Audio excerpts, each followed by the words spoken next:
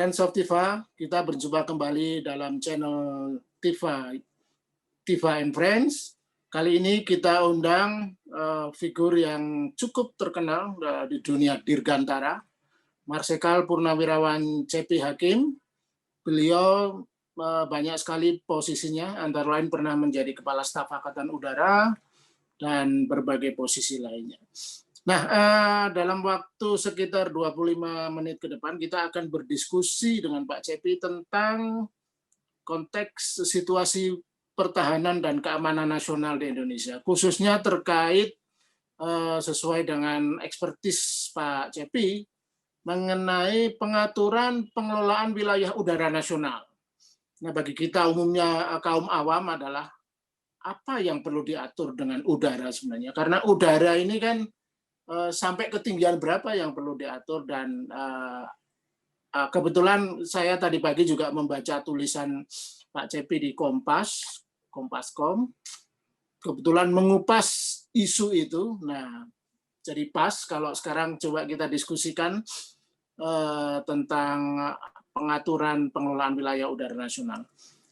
Pak Cepi, jadi apa problemnya sehingga udara di Indonesia ini perlu diatur? Bagi orang awam itu udara itu kan langit. Langit itu milik semua orang sebenarnya. Apa kaitannya dengan kedaulatan teritorial bangsa? Ya, jadi kalau kita berbicara tentang udara, maka perlu kita prihatin karena belum semua dari kita menyadari benar bahwa udara itu adalah merupakan bagian yang utuh dari sebuah negara. Darat, laut, udara. Yang menjadi istimewa udara ini kemudian adalah karena kemajuan teknologi. Kemajuan teknologi itu telah membuat udara itu menjadi sangat penting. Tidak hanya bagi kesejahteraan sebagai sumber daya alam yang dimiliki, tetapi juga sebagai faktor penentu yang sangat bersentuhan dengan kedaulatan sebuah negara. Nah, kembali di Indonesia. Indonesia itu negara yang begitu luas, berbentuk kepulauan, dan sebagian besar daerahnya berpegunungan. Ya.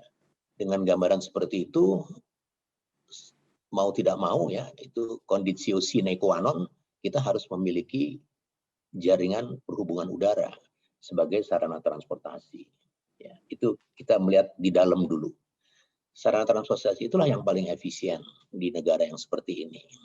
Dan sarana transportasi itu ada dua hal yang sangat penting di sana. Yang pertama adalah sebagai sarana bagi tata kelola administrasi dan logistik pemerintahan. Dan yang kedua, bagi pelayanan masyarakat dalam daily activities, ya, dalam kehidupan sehari-hari. Itu dua hal yang sangat penting. Kemudian, kalau kita melihat di tingkat yang lebih luas, ya, di tingkat global, maka wilayah udara kita, kalau kita berbicara penggunaan wilayah udara sebagai transportasi, perhubungan udara, maka domestic atau national air transportation itu merupakan subsistem dari global air transportation system. Mengapa demikian? Karena semua negara anggota PBB, member state dari United Nations Organization, adalah automatically menjadi member state, bahkan dalam beberapa terminologi digunakan contracting state dari International Civil Aviation Organization. Nah, itu melihat pentingnya. Kemudian sejak tahun 1900-an, sebenarnya orang sudah mulai melihat bahwa wilayah udara itu sangat rawan terutama terhadap keselamatan penduduk dan dikaitkan dengan kedaulatan negara di udara. Tahun 1919 ada Konvensi Paris yang kemudian dikukuhkan pada tahun 44 Konvensi Chicago yang mengatakan bahwa udara wilayah teritorial sebuah negara itu memiliki kedaulatan yang komplit dan eksklusif. Jadi air sovereignty itu komplit dan eksklusif. Kenapa begitu menjadi perhatian? Karena sejak tahun 1918 itu negara Prancis misalnya, dia sudah merasa terganggu dengan percobaan balonnya Montgolfier. Kemudian pada tahun 1919 itu kemudian juga berkembang lagi banyak gangguan yang dikomplain antara negara di Eropa, Jerman, Perancis, dan Inggris terutama sekali terhadap balon itu. Dan 1903 ketika Wright Brothers menerbangkan pesawat terbang yang pertama, itu juga kemudian melahirkan pesawat-pesawat terbang yang terbangnya antar negara, ya, international flight. Itu juga kemudian merangsang negara-negara itu untuk duduk bersama bagaimana kita ngatur wilayah udara ini. Jadi itu sudah sejak tahun 1900-an sudah menjadi isu besar wilayah udara. Isu besar tidak hanya bagi keselamatan penduduk dan bagi kepentingan roda ekonomi, tetapi terutama sekali bagi kepentingan pertahanan keamanan. Nah, begitu berkembang. Kemudian kalau kita melihat sejarah bagaimana penggunaan udara sebagai juga sarana berperang, maka kita sekarang mengenal misalnya terminologi perang semesta, ya, total war atau total defense misalnya. Semua angkatan perang di seluruh dunia, ya, sejak 30 tahun terakhir itu pasti dia platformnya adalah rely on high technology dan total war dan total defense. Kenapa?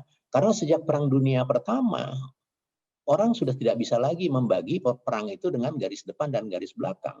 Karena semua sasaran di permukaan bumi bisa dicapai oleh dari udara. Ya. Ada Billy Mitchell, ada Julio Duque dan sebagainya. Itu yang menyebabkan kemudian perang itu menjadi total war dan pertahanan juga menjadi total defense. Terus berkembang, Perang Dunia Kedua, Perang Dunia Satu, Perang Dunia Kedua. Perang Dunia ini agak unik. Sebelum pecah Perang Dunia Kedua itu Amerika pangkalan terbesarnya di Pasifik itu diserang oleh Jepang, ya.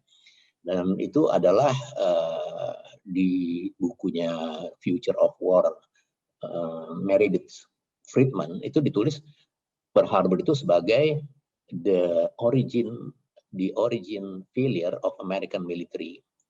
Jadi itu mereka sangat surprise dengan itu dan dia sangat terkejut dan dia benar-benar tidak menyangka. Ada dua hal di situ. Yang pertama masih ada hubungan diplomatik dengan Jepang dan yang kedua teknologi pada waktu itu dengan perhitungannya nggak mungkin ada pesawat terbang dari Jepang ke Pearl Harbor, nggak mungkin. Jadi dia nggak menyangka ternyata dari kapal induk di Samudra Pasifik. Ya itu Pearl Harbor. Nah kemudian kita tahu Hiroshima dan Nagasaki itu adalah juga serangan udara di wilayah udara kedaulatan Jepang oleh Amerika yang menghentikan Perang Dunia Kedua. Nah, kita lihat begitu peningkatan lagi terakhir tahun 2001 ada peristiwa 9/11. 9/11 itu luar biasa. Jadi banyak tulisan-tulisan mengenai 9/11 juga menyebutkan bahwa 9/11 itu the second Pearl Harbor. Karena mereka tidak menyangka sekali musuh serangan itu bukan datang dari luar tapi dari dalam negeri sendiri. Itu sebabnya sejak 9/11 dari review 9/11 itu Amerika yang sudah memiliki begitu lengkap sarana pertahanan keamanan negara merasa belum cukup sehingga dia mendirikan lagi yang namanya Department of Homeland Security. Mereka mendirikan lagi Transportation Security Administration atau TSC. Dan juga selain itu mereka merestructuring ya pengaturan lalu lintas udara yang dikenal kemudian dengan Civil Military Air Traffic Flow Management System. Itulah secara garis besar wilayah udara menjadi sangat penting. Tidak hanya sekali lagi tidak hanya untuk bisa berhubungan langsung dengan sistem pertahanan keamanan negara, tetapi juga dia merupakan kunci dari perputaran roda ekonomi. Kalau kita lihat sejak Perang Dunia Kedua, semua negara itu bersepakat, oke, kita nggak perang lagi ya, kita menuju the global peace and global prosperity. Apa yang dikerjakan hubungan udara internasional? Itu sebabnya International Civil Aviation Organization itu dia lahir 1 tahun lebih dulu dari kelahiran Perserikatan Bangsa-Bangsa. Karena semangat semua negara itu adalah untuk connecting ya, untuk international flight. Ya, kenapa? Itulah karena roda ekonomi, recovery, menuju ke global peace, global prosperity. Itulah arti penting dari wilayah udara sebuah bangsa. Tetapi sekarang semua patokannya akan kembali kepada Konvensi Chicago, complete dan eksklusif. Nah, sekarang kita kembali ke Indonesia. Indonesia begitu keras berjuang untuk wawasan Nusantara karena perairan laut dalam di antara kepulauan itu akan sangat terganggu kalau dia terbuka bebas. Maka kita perjuangkan puluhan tahun, jadilah itu menjadi wilayah kedaulatan kita, walaupun harus memberikan kompensasi yang namanya alur laut kepulauan. Nah, itu kita yang berjuang. Nah, sekarang kita bicara perairan kepulauan. Nah, kalau kita berbicara udara, kita yang sudah disajikan sebetulnya oleh International Convention bahwa tiap negara itu punya complete dan eksklusif air sovereignty. Nah, kita nggak mendalami itu. Mengapa saya katakan itu? Karena ada wilayah udara kedaulatan kita ya, di perairan Selat Malaka, Pulauan Riau, sekitar itu otoritas penerbangannya kita tidak berada di Indonesia, tidak berada di otoritas penerbangan Indonesia, dia berada di otoritas penerbangan Singapura. Dan kita nggak ada respon sama sekali, dan kita sama sekali nggak ada keinginan untuk mengembalikan itu. Ya. Sekali lagi memang proses pengakuan kedaulatan itu kan bertahap ya, itu oke lah itu, tapi semua itu dipakai sebagai alasan-alasan untuk membenarkan, dan saya nggak begitu suka. Ada ceritanya sebenarnya. Pada tahun 73 saya pertama kali terbang dengan pesawat Dakota. Setelah lulus flying school di Jogja, saya terbang Dakota. Dan pada penerbangan di Tanjung Pinang menuju ke Pekanbaru, saya baru menyadari, loh kenapa mesti minta izin Singapura gitu. Menurut saya ini aneh gitu. Jadi saya tanya penerbang-penerbang lainnya gitu. Oh ini emang dari dulu begitu, begini. Dan itu kan biasa aja begini. Buat saya ini nggak biasa. Karena ini wilayah udara kedaulatan kita mau bergerak di daerah kita, kok kita izinnya ke luar. Kita belum bicara tentang pertahanan keamanan. Kita belum bicara tentang misalnya kita harus melaksanakan air patrol di rumah kita, kok kita mesti izin sama tetangga misalnya. Sejak itulah saya banyak bikin tulisan, saya banyak berbicara, dan saya banyak mengangkat ini ke permukaan. Dan tahun 2015 kalau saya nggak salah, setelah saya meluncurkan buku Tanah Air Udaraku Indonesia, itu saya nyampaikan langsung ke Presiden pada waktu itu. Walaupun masalah ini udah lama, dari sejak tahun 2007 itu saya sudah bikin konsep-konsep itu ke Menteri Perhubungan tuh. Tiap ganti saya kasih, tiap ganti perhubungan saya ganti. Dan semua Menteri Perhubungan iya, tapi nggak ada yang bertindak. Sampai pada terakhir di Yonan pada waktu itu, saya juga sampaikan juga, begitu dia naik, saya berikan konsep-konsep bagaimana tentang pengelolaan wilayah udara. Dan beberapa waktu setelah itu dia bilang, Pak Cepi, sorry ya, untuk wilayah udara Singapura itu kita belum bisa kasih prioritas. Oh, Anda nggak perlu sorry, Anda yang punya kekuasaan, Anda punya authority untuk menentukan itu prioritas atau tidak. Itu kan saya cuma kasih masukan, mau dijalankan silakan. Tapi nggak ada 2 atau 3 bulan setelah itu dia dipanggil Presiden, dia disuruh segera mengambil alih itu wilayah itu. Sayangnya ya, sorry. Apakah yang saya baca dari artikel di Kompas itu kan Indonesia belum mempunyai undang-undang mengatur tentang pengelolaan wilayah udara.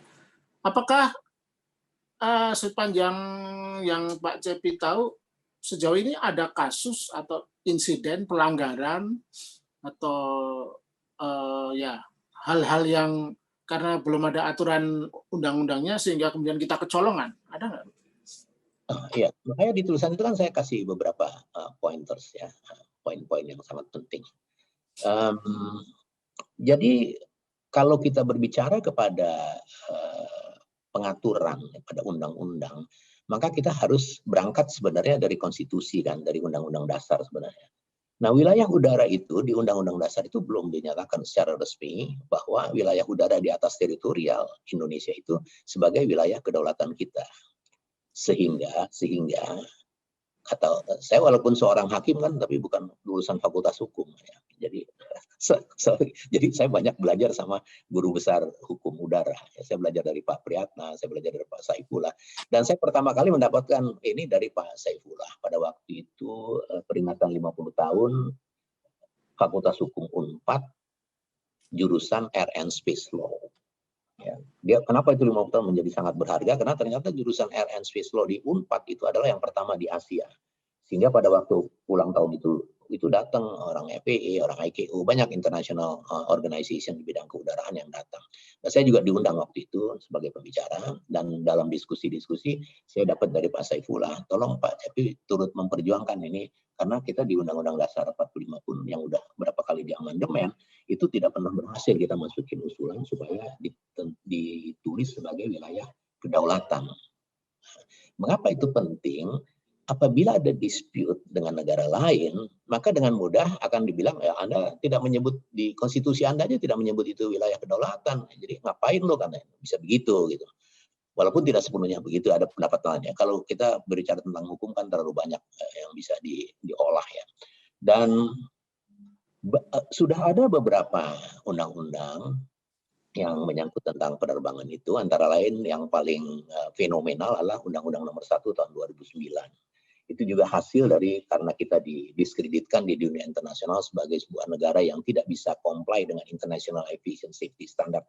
Antara lain perangkat regulasinya, kita kemudian berhasil menyelesaikan pada tahun 2009. Itu, dan ada beberapa undang-undang lainnya yang juga menyebutkan tentang wilayah udara kedaulatan. Akan tetapi itu undang-undang yang lebih kepada civil aviation sifatnya, belum kepada masalah defense, masalah pertahanan keamanan. Dan kita sudah berusaha sebetulnya di Angkatan Udara, di Mabes TNI, untuk juga mengangkat hal-hal yang seperti ini. Ya, penggunaan udara dalam perspektif pertahanan keamanan negara. Penggunaan wilayah air and space dalam perspektif national security. Dan ini nggak ada itu. Nah, jadi banyak kelemahan-kelemahan kita. Yang pertama, secara konstitusi kita tidak menyebutnya. Yang kedua, wilayah udara yang cukup besar dan letaknya sangat strategis, itu justru otoritas penerbangannya berada di negara lain. Ya. Itu hal-hal yang sangat basic prinsip menurut saya. Sekali lagi, kalau orang banyak yang alergi tentang national security, karena udah ada perang Belanda masih jauh, udah ada perang lagi, kita dagang aja. Oke, tapi udara juga itu adalah sumber daya alam. Dan semua tidak ada yang gratis. Orang melintas di udara wilayah kedaulatan itu ada charge-nya karena ada fasilitas pelayanan navigasi udara misalnya. Nah, hal-hal yang seperti inilah kemudian membuat saya tetap berusaha untuk menggaungkan ini terus-menerus ya. Sampai ada juga teman-teman yang bilang, ada teman-teman di Kementerian Perhubungan, saya ada teman tapi juga ada musuh ya, dalam tanda petik lah. Ya, kalau dia bilang, udah Pak Jab itu nggak usah didengerin, dia kaset rusak. Jadi kalau diputar itu lagi. tapi nggak apa-apa. Saya udah punya moral obligation karena sekian puluh tahun saya di Angkatan Udara, saya melaksanakan tugas yang saya rasakan sangat mengganggu tugas-tugas Angkatan Udara sebagai sebuah institusi negara Kesatuan Republik Indonesia yang tugas pokoknya adalah menjaga kedaulatan negara di udara. Dan saya kasihan. Kalau diatur di undang-undang itu, ini pertanyaan sederhana Naif. Itu ya. Sampai ketinggian berapa Pak udara itu bahwa itu masih batas wilayah kita? Gitu. Secara internasional belum ada kesepakatan itu. Tetapi setiap negara secara spasial itu mengusulkan, tapi tidak pernah. Sampai sekarang belum ada. Belum ada kesepakatan. Tetapi kesepakatan yang tidak resmi adalah batas wilayah kedaulatan sebuah negara. Yang dikatakan sebagai komplit dan eksklusif itu adalah batas ketinggian pesawat terbang yang bisa diterbangkan menggunakan fuel ya, selama masih ada oksigen, selama masih ada udara di sana. Dan itu antara 100-110 km. Dan 8 juga kalau nggak salah beberapa tahun yang lalu mengusulkan juga ke forum internasional, kalau nggak salah antara 100-110 km. Jadi kalau ini kan penerbangan, bisnis penerbangan itu kan antar negara gitu ya. Jadi kalau misalnya ada penerbangan Singapore Airlines dari Singapura ke Australia, itu kan pasti melintasi wilayah udara Indonesia. Itu Ya. ada konsekuensinya, mereka bayar atau... Oh ya, jelas. Pengertian dari air sovereignty yang komplit dan eksklusif ya adalah berarti tidak ada satupun penerbangan yang bisa melintas tanpa izin. Ini rezim hukum udara ini berbeda dengan rezim hukum laut. Karena di hukum laut ada yang namanya innocent passage, ya, ada lintas damai, ada disediakan jalur lintas damai. Orang boleh lewat tanpa izin. Di udara nggak bisa. Kenapa? Tadi cerita saya, dari tahun 44, dari tahun 1919, orang sudah merasa terganggu apabila wilayah udaranya dipergunakan oleh negara lain. Dan tahun 44 itu konvensi internasional yang kemudian menyepakati, oke, air sovereignty is complete and exclusive. Tidak ada. Jadi kalau ada, itu sebabnya tidak hanya Indonesia ini tidak hanya luas, berbentuk kepulauan, sebagian besar pegunungan, tetapi strategically ya secara strategis letak dari Indonesia sendiri itu sangat mempunyai strategic value untuk air transportation system terutama. Karena penerbangan dari utara, selatan, timur, barat nggak akan mudah dilakukan kalau dia tidak bisa lewat dari wilayah Indonesia. Kalau Pak Lukas pernah dengar Perdana Menteri Israel itu, karena kita nggak punya hubungan diplomatik, dia harus muter ya, dia plus 5 atau 6 jam dari Singapura ke Australia. Karena dia tidak dapat izin untuk melintas di wilayah udara kedaulatan kita. Baik, ini pertanyaan terakhir nih Pak. Jadi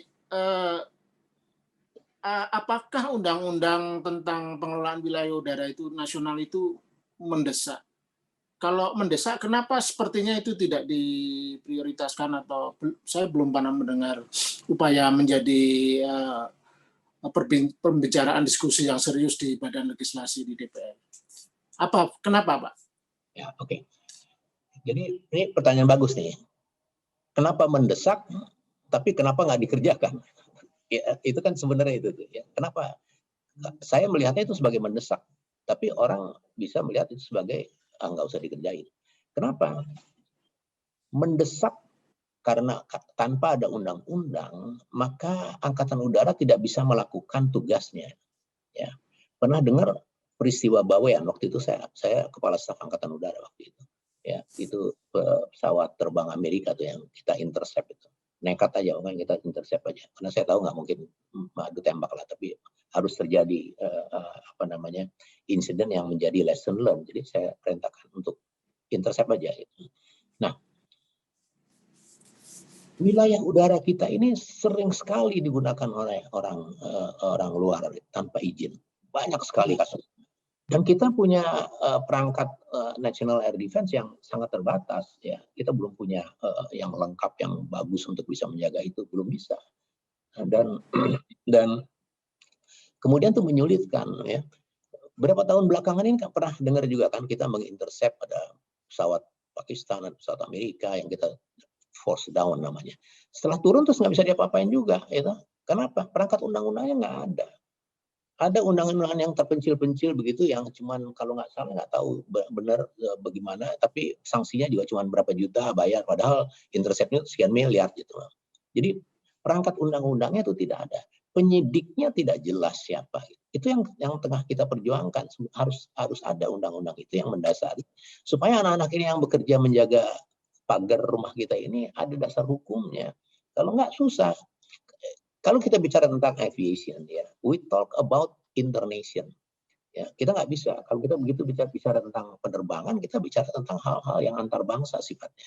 Jadi kalau kita tidak punya regulasi dan kita bergerak sendiri, wah itu akan kacau nanti semuanya. Itu sebabnya. Kenapa yang mendesak begini kok nggak dikerjakan? Karena orang lebih senang membaca atau menikmati fasilitas keudaraan ini dalam konteks dagang, ya. Dalam konteks bisnis. Jadi kalau kita ada satu kelemahan di kita karena kita tidak melihat pentingnya pertahanan keamanan negara, kita lebih melihat kepada kepentingan perdagangan, kita lebih perdagangan dan hubungan luar negeri. Nah, itu sebabnya juga saya sebutkan tentang Dewan Penerbangan misalnya. Karena begini, kalau kita bicara tentang penerbangan, Mbak, itu sangat mudah ya, baru 100 tahun lebih. Tapi kalau kita bicara daratan, lautan itu kan ribuan juta tahun. Tapi ini enggak, kita baru 100 tahun lebih. Jadi ahlinya tentang aviation itu, tentang penerbangan, tentang air and space itu masih sedikit. Di dunia aja masih sedikit, apalagi di Indonesia. Itu sebabnya banyak penanganan-penanganan tentang aviation di Indonesia yang tidak berangkat dari background knowledge yang cukup. Pernah dengar itu Soekarno Hatta penuh terus enak aja pindahin aja ke Halim misalnya. Gitu. Padahal Halim itu apa gitu? Halim itu Air Force Base, bukan hanya Air Force Base, dia national headquarter dari National Air Defense System kita. Itu adalah restricted area sebetulnya. Ya, dijadiin sarana terbuka bagi publik karena untuk penerbangan sipil komersial misalnya. Pernah dengar Kertajati ya, triliunan rupiah dibangun dan sekarang nganggur, nggak ada itu. Karena pemahaman dari itu background knowledge dari para pengambil keputusan, sorry to say, itu tidak mendapat masukan yang cukup. Padahal tahun 55 itu kita sudah punya sebetulnya Dewan Penerbangan yang menghimpun para pejabat dan pakar tertentu yang tugasnya adalah memberikan masukan kepada decision maker di tingkat strategis apabila dia mengeluarkan kebijakan-kebijakan yang menyangkut tentang keudaraan. Dan sekarang nggak ada lagi, itu tahun 2014 sudah dibubarin. Ya, baik. Ternyata benar-benar bagi saya ini satu edukasi ya. Dunia yang saya tidak pernah bayangkan bahwa sebenarnya sangat mendesak, tapi karena tidak terkait dengan vested interest politisi di DPR, jadi seolah-olah diabaikan dan taken for granted, Indonesia baik-baik saja. Padahal beberapa kasus insiden itu lucu juga ya, ada kasus tapi tidak bisa diselesaikan karena tidak ada perangkat hukumnya. Baik, Pak Cepi, terima kasih sekali atas edukasinya. Semoga program Pak Cepi untuk mengkampanyekan perlunya undang-undang pengaturan tentang pengelolaan wilayah udara nasional bisa terwujud dalam waktu dekat. Amin, amin. Kita akan berjumpa kembali dalam lain kesempatan. Terima kasih atas atensinya. Salam.